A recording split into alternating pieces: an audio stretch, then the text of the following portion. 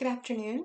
My name is Shauna Sprouse, and today I'm presenting my literature assessment and research question on a topic that sits at a genuinely urgent crossroads. Who is morally and legally responsible when a killer robot, or more formally a lethal autonomous weapon system, makes a targeting error and kills civilians? This is not a hypothetical. Autonomous weapon systems are already being deployed operationally, and policy frameworks governing accountability for them are dangerously underdeveloped. My literature assessment identified three dominant themes in the scholarly discussion. The first is the accountability gap. Spera presented the foundational question: if an autonomous weapon system causes civilian harm, who is responsible? He considered three candidates: the programmer, the commanding officer, and the machine itself, and concluded that none of these can bear full moral responsibility. The programmer doesn't control how the system's used in the field, the commander can't foresee every targeting outcome, and the machine itself has no moral agency. Spera's framework has achieved near universal acceptance as a starting point for all the subsequent work in the field.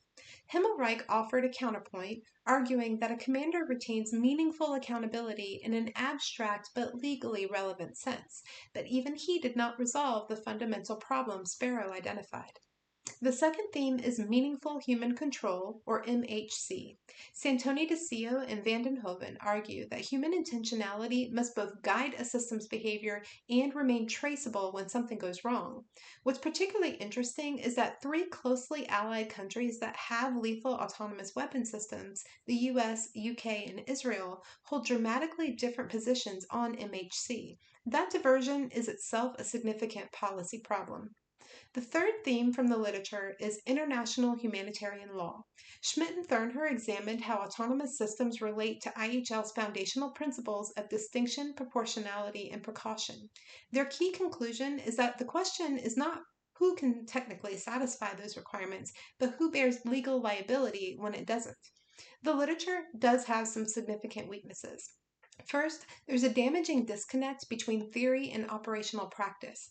Most scholarship analyzes what accountability should look like in the abstract, but very little examines what has actually happened.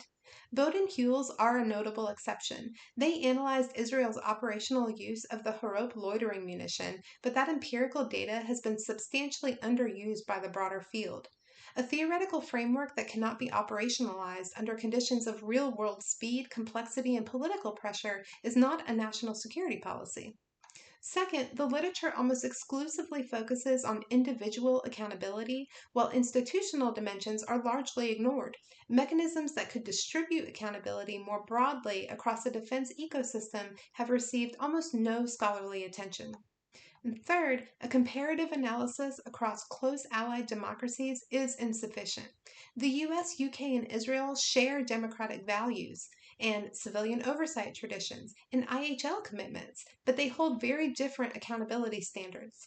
In fact, these close allies can't even agree on the definition of an autonomous weapon system, and that disagreement suggests the gap in accountability standards runs far deeper than a mere policy issue. The research gaps point toward clear implications for future research. Methodologically, a structured comparative case study of the US, UK, and Israel is the most promising approach, using publicly available documents to compare how each country has institutionally operationalized accountability. The law's literature has not yet adequately leveraged organizational accountability theory, particularly Benjamin and Rago's work on institutional accountability challenges. From a Christian natural law perspective, future research should also engage more seriously with Aquinas' just law framework, which, like IHL, requires just cause, proper authority, and proportionality as a moral standard for evaluating whether any accountability mechanism is genuinely sufficient, not merely legally compliant. The gaps in the literature lead directly to my research question. How do the US, UK, and Israel differ in their institutional frameworks for assigning human accountability for lethal targeting errors made by autonomous weapon systems, and what factors explain those differences? The question is testable because the institutional frameworks of all three countries are documented in public policy directives and legislative records.